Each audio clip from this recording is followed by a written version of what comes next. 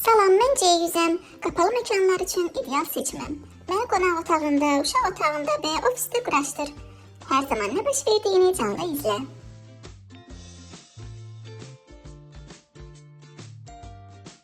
Salam, mən isə C510W'yam. Açıq havada istifadə üçün idealam. 360 dərəcə fırlanma qabiliyyətimlə ətrafı tam əhatə edirəm. Hərəkəti dərhal aşkarlayıb sənə xəbər verirəm. Hətta gecə belə daxili işığım sayəsində rəngli və aydın videolar çəkə bilirəm. Salam, mən də C320WS-əm. 2K QHD super keyfiyyətli kameraya, Wi-Fi və kabel bağlantısını dəstəkləyir. Həmçinin Google Assistant, Alexa və Alisa ilə inteqrasiya olunaraq səsli idarə imkanı yaradıram. Bəs niyə bizə ehtiyacım var? Çünki təhlükəsizlik, nəzarət, rahatlıq və uzaqdan izləmə, bunlar hamısı sənin haqqındır. Nəyi gözləyirsən? Öz ailənin yeni üzvünü seç.